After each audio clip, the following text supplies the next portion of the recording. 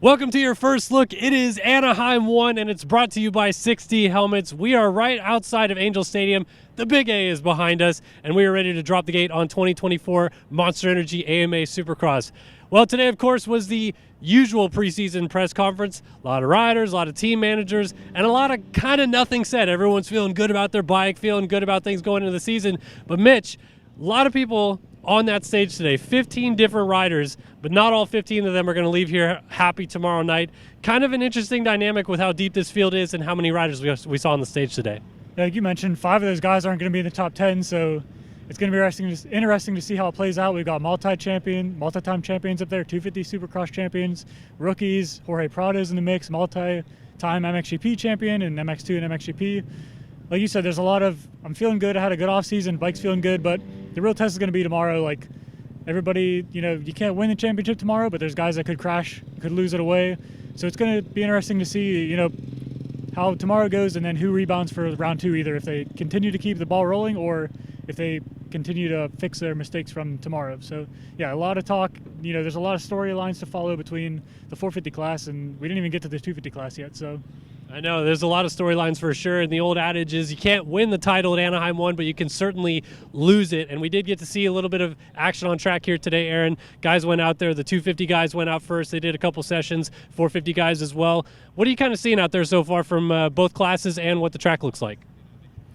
Well, before we get into the track a little bit, I do want to kind of go back to the press conference. There are a few funny moments. I couldn't help but laugh out loud when Jeremy Coker joked about if you own the whole gate, you're going to win races, in reference to how big the Star team is. Star guys roll by. Yeah. Yeah, well, that's half the team. 20 bikes just went by. And also Aaron Plessinger mentioning that he always wanted to be Joe Dirt, and, mission accomplished. But as far as the track, it's always hard to say ahead of time because they don't go through the whoops on press day, and that's always a big decider. I think that Dragon's back. I don't remember where that is in reference to it's right before the finish line? Okay. I think that's going to be interesting tomorrow. You know what I mean? That might play a role in some passes. Guys, if it gets cupped out, guys might be getting crazy right there, and, we don't want to see anything like we saw in Tennessee. But that one rhythm lane along the first baseline was pretty cool. It was giving some guys troubles. Hunter Lawrence had a pretty decent crash right there, popped his visor off. Jet Lawrence seemed to have some issues in there too, but I think that's just because he was trying different lines at the end. What did he do, like 5 out or something like that? 5 out or something big, yeah. I didn't see anybody else do that. Lots of combinations do that. Yeah, that finish line jump is a little bit longer than we're used to seeing too. That's a big one. I mean, it's not going to be a problem for the guys. It's just interesting. A few of the guys cased it on that first lap, but should be a good track. A couple of good rhythm lanes with different options. Looking forward to it. Yeah, absolutely. No question about it. Well, we don't want to hold you guys for too much longer. We got those guys out on the track, so we'll jump over to that action. But stick around. We also interviewed some riders today and heard their thoughts coming into the season. Of course, it's all brought to you by 60 Helmets. 60 Helmets is dedicated to the relentless pursuit of brain protection. 60's patented Omni-Directional Suspension technology provides protection capabilities unmatched by any other helmet design. Established in 2011, 60 is the technology leader in both motorcycle and bicycle helmet design.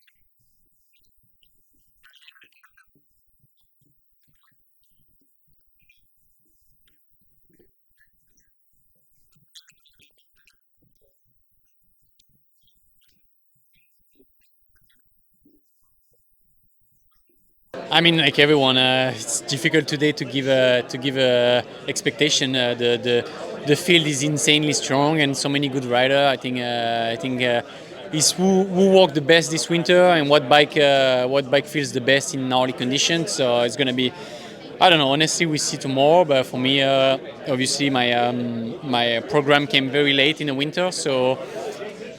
I mean, I would have liked to have more weeks of training and testing, but it is what it is. So we see. I think for tomorrow, we take it as a pre-race a little bit. We're gonna build from tomorrow, but yeah, we have.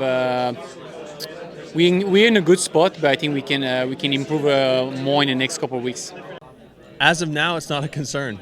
Yeah, it's been fine. I've been on Supercross since 1st of November, and it's been fine. I will say when I first started motocross, though, whenever it was, middle of October, or beginning of October, I was off balance. Like I was totally overcompensating my right side. My whole right side would be worn out, my leg, my arm, and then I'm like, ooh, I need to build into this, but that's kind of expected. Is there, name one thing that you really like about it, and then maybe one thing that you're still working on?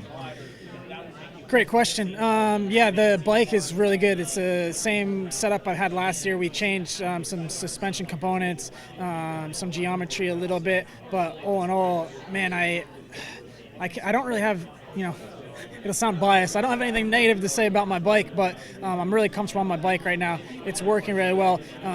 Like when I started going, I had a few front end traction issues, but we fixed that pretty quickly, I feel like. So all in all, the last 4 weeks, I've been super happy, haven't changed anything, and I'm really happy about that because midway through the season last year, I found a good rhythm, and I was building, and I feel like I'm very similar on the track right now to that position. So, but only time will tell when we get out there racing. Off the radar a little bit, and if so, is that a good thing? Yeah, I think so, and I think I prefer that. I definitely had those 5 races last year, and it was a good kind of, I wouldn't say wake-up call, but getting to know everything. Kind of like a learning.